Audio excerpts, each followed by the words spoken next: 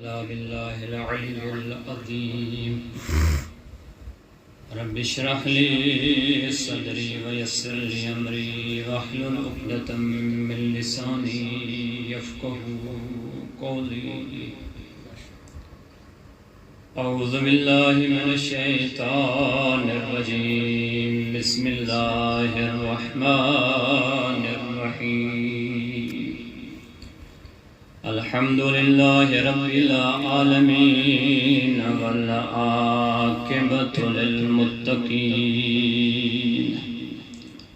الصلاة والسلام على العبد المؤيد والرسول المسدد والمصطفى الأمجد والمحمود الأحمد سيدنا وطبيب قلوبنا وحبيب إله العالمين مولانا أبي القاسم محمد اللهم صل على محمد وآل محمد ثم الصلاة والسلام على أهل بيته الطيبين الطاهرين المعصومين المنتخبين الغر الميامين الذين أذهب الله عنهم الرجس وطهرهم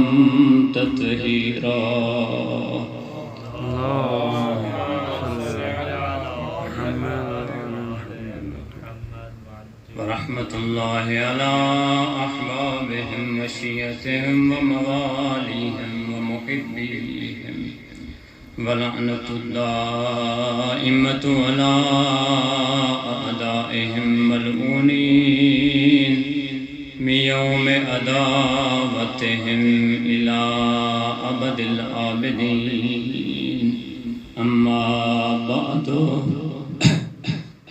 قال الباكر عليه السلام لوجدت لعلمي الذي أتاني الله عز وجل حملا لنشرت التوحيد والإسلام والإيمان والدين والشرائع من الصمد محمد وعلى محمد الصلوات اللهم صل على محمد وآل محمد سب سے پہلے آپ تمام دوستان کی خدمت میں ہدیہ تسلیت و تعزیت عرض بھی کنام ماشاءاللہ ماشاءاللہ کیونکہ کل امام محمد باقر علیہ السلام اور آنے والے کل حضرت مسلم ابن عقیل کی شہادت کا دن ہے. یعنی یہ ایک معصوم اور ایک سفیر امام حسین کی شہادت کے دنوں کے درمیان میں یہ مجلس اور یہ برنامہ اور یہ تمرین منعقد ہو رہی ہے. لہذا دل چاہتا ہے، یقیناً آپ نے کل مطالعہ بھی کیا ہوگا، حوضے میں ہم رہ رہے ہیں، کیونکہ انسان حوضے میں ہو اور مثلا مثال پیش کرتے ہیں کہ سمندر کے پاس بیٹھا ہو اور وہاں سے پیاسا واپس پلٹ جائے تو اسے دانش مند عاقل نہیں کہتے بلکہ بے وقوف کہتے ہیں. اسی طرح اگر ہم حوضے میں رہ رہے ہیں، حوضے میں رہنے کے باوجود ایک امام کی ولادت کا دن آتا ہے، کبھی شہادت کے ایام آتے ہیں، آیا ہم ان شہادت کے دنوں میں، ولادت کے دنوں میں اس امام کے لیے 1 گھنٹہ یا آدھا گھنٹہ ہم مختص کرتے ہیں کہ کچھ امام کی زندگی، امام کی سیرت، امام کے ایام امامت، وہ دن کے جو امام نے گزارے ہیں کس طرح گزارے ہیں، کیا ہمیں علم ہے کہ ہم اپنے آپ کو امام علیہ السلام کا شیعہ، کیا ہم اپنے آپ کو ان کا مبلغ شمار کرتے ہیں؟ یعنی ان کے دین کا مبلغ ہم اپنے آپ شمار کرتے ہیں. آیا ہم مبلغ دین ہونے کے باوجود تقاضے ادا کر رہے ہیں یا نہیں کر رہے؟ لہذا یقیناً مجھے کہنا چاہیے کہ کل آپ نے امام کی زندگی کا مطالعہ کیا ہوگا، اور فقط میں کچھ اشارے کروں گا، یقیناً آپ اس مطالعے سے گزرے ہوں گے، کچھ نکات امام محمد باقر علیہ السلام کی علمی زندگی کے بارے میں۔ بلند صلوات اللہم صلی علی محمد میں نہیں چاہتا کہ ایک رسمی مجلس ہو، ماشاءاللہ فضائل پڑھے جائیں، وہ فضائل کے جو اسٹیجوں پر مشہور ہیں۔ اللہ ہم ایک نئی چیز پڑھیں کہ ایک امام کی ولادت کے دن ہے، امام کی شہادت کے دن ہے، کم از کم امام کی ولادت اور شہادت کے دنوں میں ہمیں اس امام کا ذکر کرنا چاہیے۔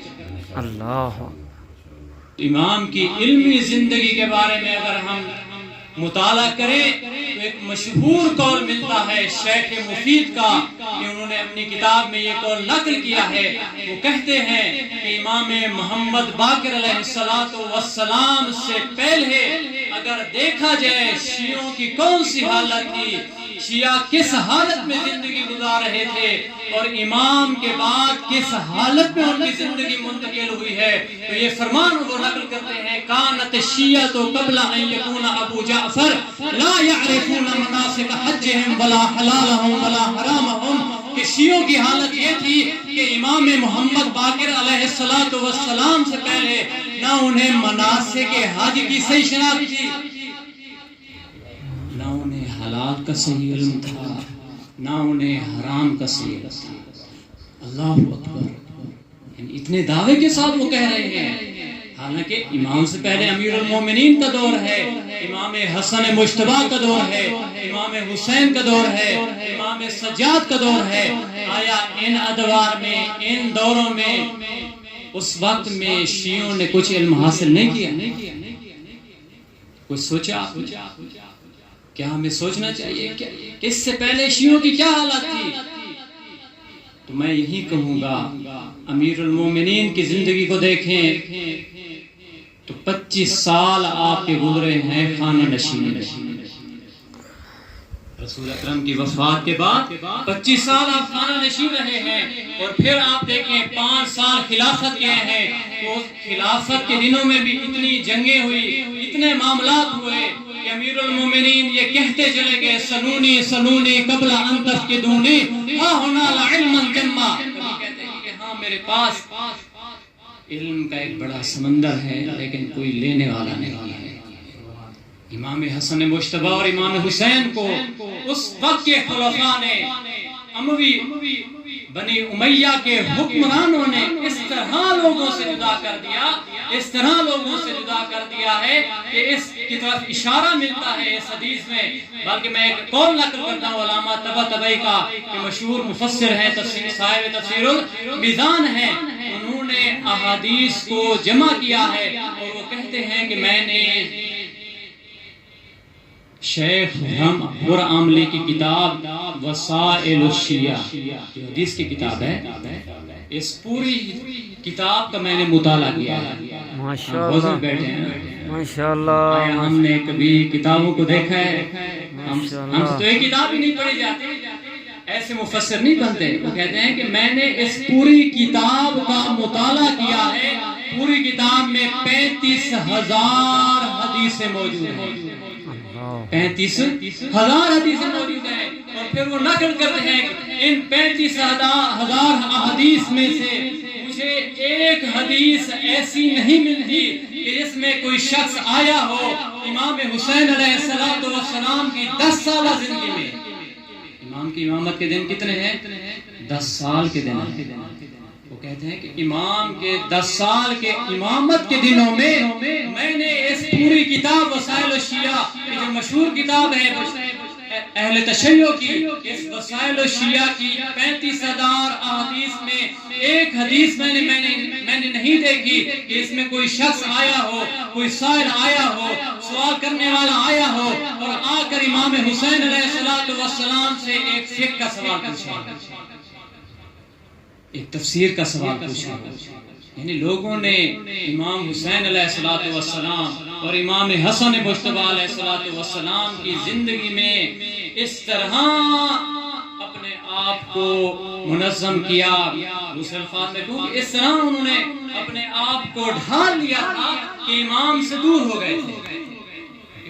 بنی امیہ کے خلفاء نے بہت کام کیے ہیں، مشہور اہل سنت کا تاریخ دان ہے، مورخ ہے، وہ مورخ ابن عساکر ہے۔ ابن عساکر اپنی کتاب تاریخ دمشق میں یہ الفاظ لکھتا ہے، وہ نقل کرتا ہے کہ مسجد نبوی میں عبداللہ ابن عباس، امام امیر المومنین حضرت علی ابن ابی طالب علیہ السلام کی شاگرد ہیں عبداللہ ابن عباس، امام حسن امام حسین سے استفادہ کیا ہے۔ وہ مسجد نبوی میں بیٹھے ہوئے ہیں، لوگوں کو مسائل بیان کر رہے ہیں، اسی دوران ایک شخص آتا ہے نافع ابن ازرق۔ وہ کون ہے؟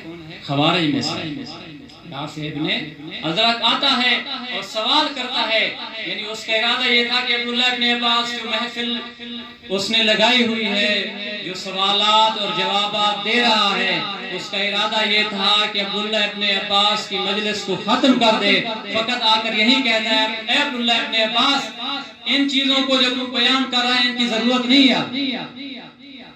اگر کچھ بیان کرنا چاہتا ہے تو توحید کے بارے میں بیان کرے، اگر کچھ بیان کرنا چاہتا ہے تو توحید کے بارے میں میرے سوال ہیں، ان کو بیان کر۔ تو وہ ابن عساکر تاریخ میں لکھتا ہے کہ جس وقت یہ نافع ابن ازرق آیا ہے، عبداللہ ابن عباس نے اپنی مجلس، اپنی درس کی جو محفل تھی اس کو ختم کر دیا اور چلے گئے، اور وہاں اس مسجد نبوی میں امام حسین علیہ السلام۔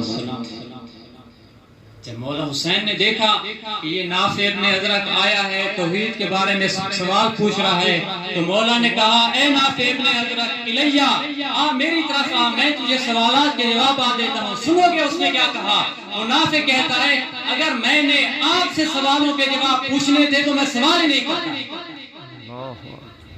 میں اپنے سوال سے پیچھے ہٹتا ہوں، لیکن مولا نے اپنی نرم زبان سے اس کو اپنی طرف جلب کیا اور ان تمام سوالوں کے جوابات دیے۔ دیکھیں، نافع ابن ازرق عبداللہ ابن عباس کو اہمیت دے رہا ہے، امام حسین سے دور ہے، کہتا ہے کہ اگر آپ سے سوال پوچھنا چاہتا ہوں تو بہتر ہے میں سوال ہی نہ کروں۔ یہ دور ہے ہمارے ائمہ کا، امام محمد باقر علیہ السلام سے، اور جب امام کا دور آیا ہے تو امام نے اس دور میں، کیونکہ آپ کو ایک فرصت مل گئی تھی، بنی امیہ اور بنی عباس کا آپس میں مقابلہ تھا، جنگ تھی کہ وہ خلافت چاہتے تھے، تو اس دوران وقت ملا ہے ہمارے اماموں کو، اور انہوں نے علمی بحثیں شروع کی ہیں اپنے شیعوں کے ساتھ،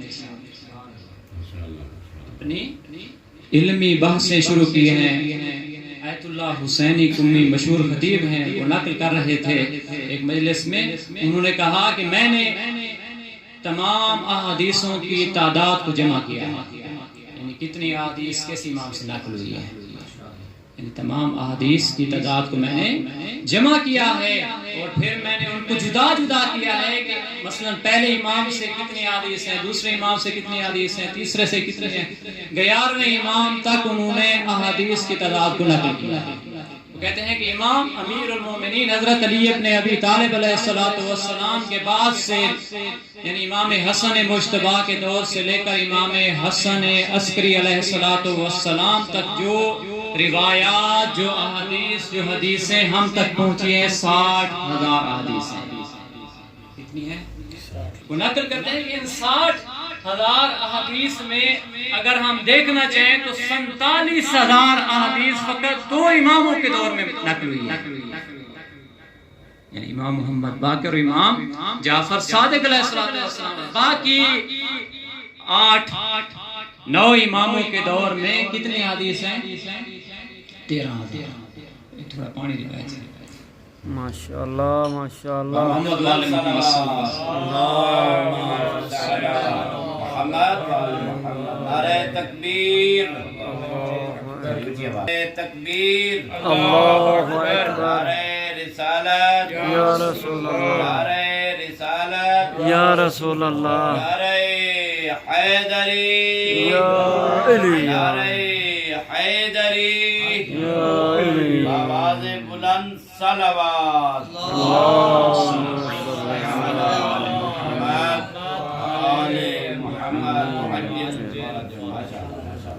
ساٹھ ہزار حدیثیں ہیں.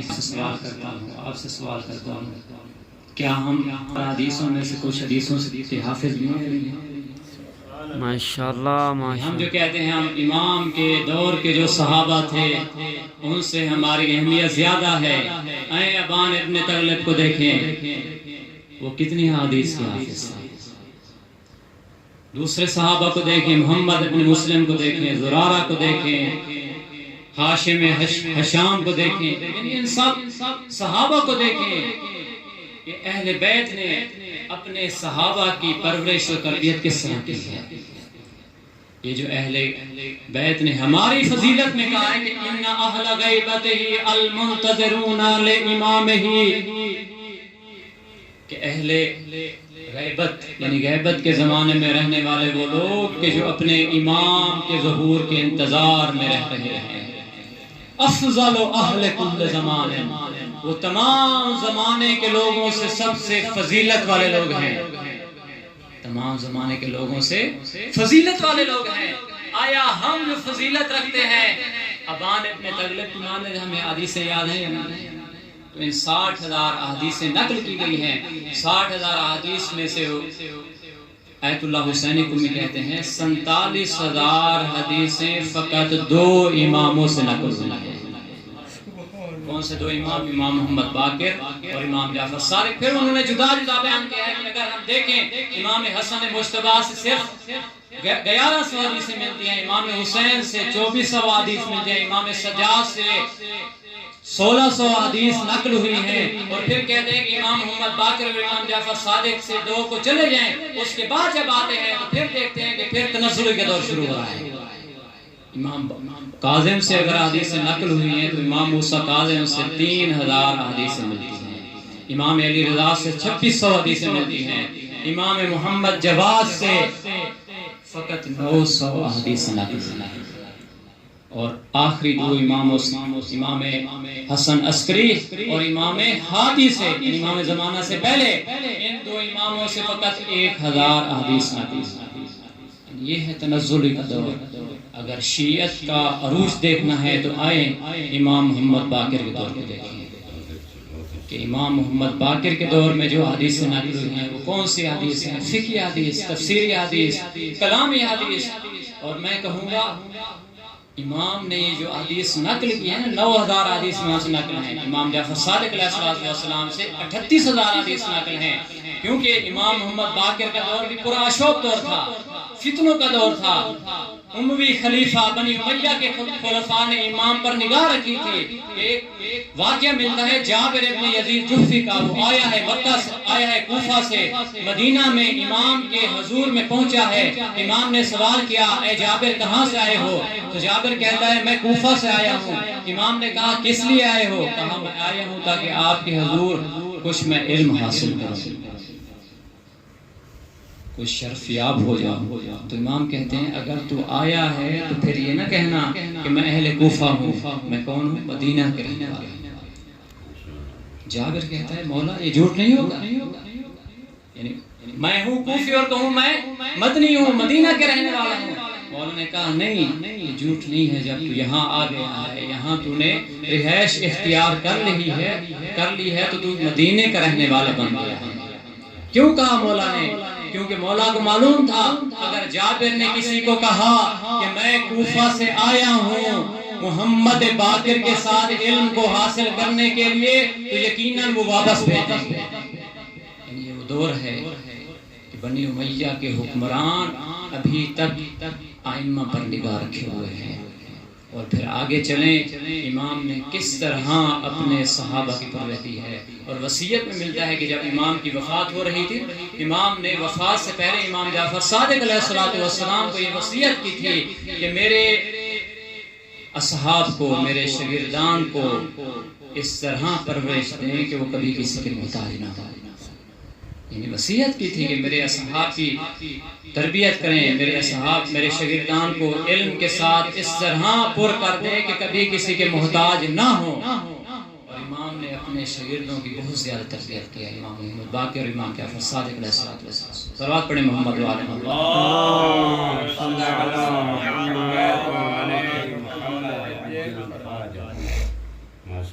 کیونکہ امام سے جو احادیث نقل ہوئی ہیں ان میں سے ایک حدیث میں نقل کرتا ہوں کہ جس کو اپنا عنوان تحقیق عنوان قرار دیا ہے اس موضوع کا، اس مجلس کا، اس محفل کا، کہ امام کے سامنے ایک وفد آیا ہے فلسطین سے، وہ آئے ہیں سورۃ توحید کی تفسیر پوچھنا چاہتے ہیں۔ تو امام سے جب پوچھا ہے تو امام نے فرمایا لو وجدت لعلم الذی اتانی اللہ، کہ اگر میں اپنے اس علم کے لیے کہ جو اللہ نے مجھے عطا کیا ہے، کیونکہ ہمارا عقیدہ ہے کہ امام اللہ کی طرف سے علم کو لے کر آتے ہیں، امام کسی سے کسب نہیں کرتے ہیں۔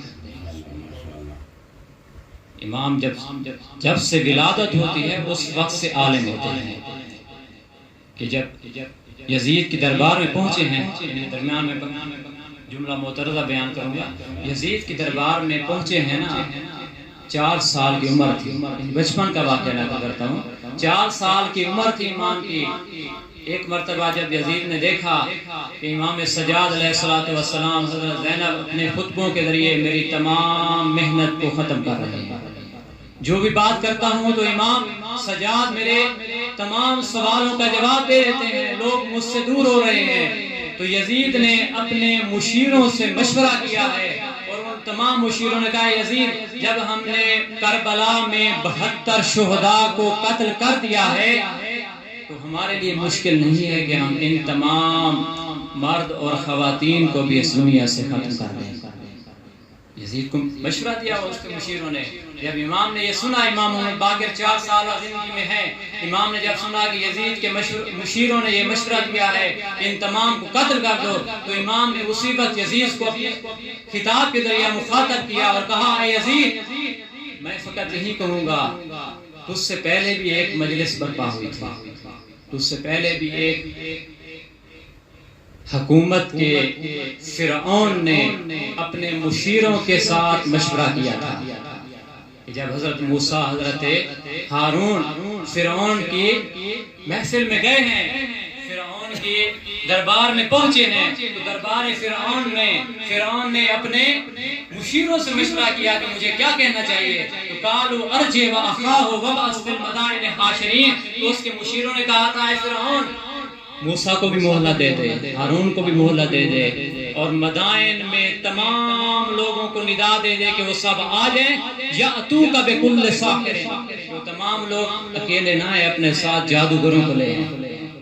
جب جادوگروں کے ساتھ آئیں گے تو موسیٰ کا جو معجزہ ہے عصا اور ید بیضاء، ان دونوں معجزوں کو جادو کے ذریعے ہم ختم کر دیں گے، موسیٰ کی نبوت ختم ہو جائے گی اور یہ آپ کے سامنے مقابلہ نہیں کر سکے گا۔ تو اسی وقت امام محمد باقر نے اس واقعے کو نقل کیا اور کہا اے یزید تو جانتا ہے تیری مجلس میں جو موجود مشیر ہیں، ان مشیروں اور فرعون کے مشیروں میں کیا بنیادی فرق ہے؟ کیونکہ وہاں جو مشیر تھے وہ کہہ رہے تھے کہ موسیٰ کو مہلت دے دو، اور یہاں امام حسن، امام سجاد اور امام محمد باقر کے لیے تو کہہ رہا ہے کہ ان قتل کر دو۔ کیا فرق ہے؟ تو کہا بنیادی فرق یہ ہے کہ موسیٰ کے اور ہارون کے دور میں جو فرعون کے مشیر تھے اگرچہ ہر لحاظ سے وہ پستر تھے لیکن حرام زادے نہ تھے، حرام زادے نہ تھے۔ اے یزید تیرے ساتھ بیٹھنے والے سب مشیر کیا ہیں؟ حرام زادے ہیں۔ کیوں؟ کیونکہ یہ خدا کا قول ہے کہ کسی نبی کو، کسی امام کو اور نبی کی اہل بیت کو اگر وہ قتل کر سکتا ہے تو وہ حرام زادہ ہوتا ہے۔ مشورہ دینے والے عام لوگ نہیں ہیں، حرام زادہ ہیں۔ تو امام کی 4 سالہ زندگی کا واقعہ ہمیں بیان کرتا ہے کہ امام ابتدا سے علم لدنی کے مالک ہیں، اور پھر امام نے ان لوگوں کو فرمایا کہ جو سورۃ توحید کی تفسیر پوچھنے آئے ہیں، کیا فرمایا لا وجدت لعلم الذی اتانی اللہ عز وجل، کہ اگر میں اپنے علم کے لیے جو اللہ نے مجھے عطا کیا ہے حاملان علم پاتا لنشرت التوحید والاسلام ایمان والدین والشرائع من الصمد، تو میں تمام اسلام، توحید، ایمان، دین، تمام شریعت کو ایک کلمہ سمد سے بیان کر دیتا۔ बाबा से बुलंद सलवात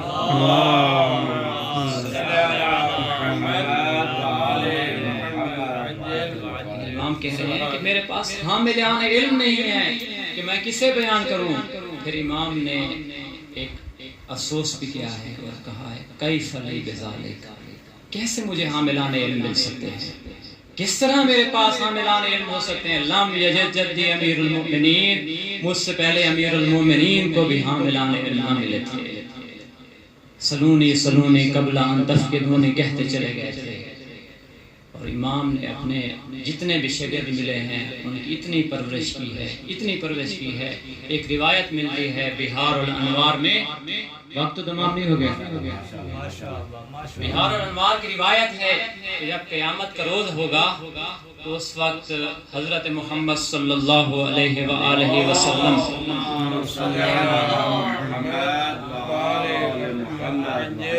खत्मी मर्तबत से लेकर इमाम ज़मान तक सबके हवारियों को पुकारा जाएगा। यानी कितने कितने हवारी हैं, रिवायत मौजूद है। अल्लामा बाक़िर मजलिसी ने इस रिवायत को नकल किया है। वो कहते हैं कि सबसे पहले जो निदा आएगी, युनादी मुनादिन, एक निदा देने वाला निदा देगा, ऐना हवारी मोहम्मद सल्लल्लाहु अलैहि वसल्लम, हज़रत मोहम्मद के हवारी, उनके दोस्तान, उनके सहाबी जो खास सहाबी थे वो कहाँ हैं। तो उस वक्त जब निदा मिलेगी तो फकत 3 अफराद रसूल अकरम के सहाबियों में से खड़े होंगे और चले जाएंगे जन्नत में, क्योंकि हवारी वो होंगे सबसे पहले जन्नत में जाएंगे। कौन से? यकूम सलमान वल मिक़दाद व अबू ज़र गफ़ारी। सलमान उठेंगे, अबू ज़र उठेंगे, मिक़दाद उठेंगे और जन्नत में चले जाएंगे। फिर निदा देने वाला निदा देगा, ऐना हवारी अली इब्न अबी तालिब वसी रसूलुल्लाह, के रसूलुल्लाह के वसी हज़रत अली इब्न अबी तालिब के हवारी कहाँ हैं। तो फिर रिवायत के अल्फाज मिलते हैं कि फिर 4 अफराद बुलंद होंगे और जन्नत में चले जाएंगे। सलवात पढ़े मोहम्मद वाले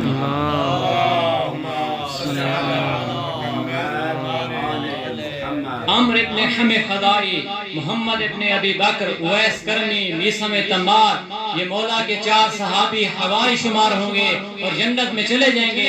फिर निदा आएगी, ऐना हवारी हसन इब्न अली वब्न फातिमा, अली और फातिमा के लख्त जिगर इमाम हसन के हवारी कहाँ हैं।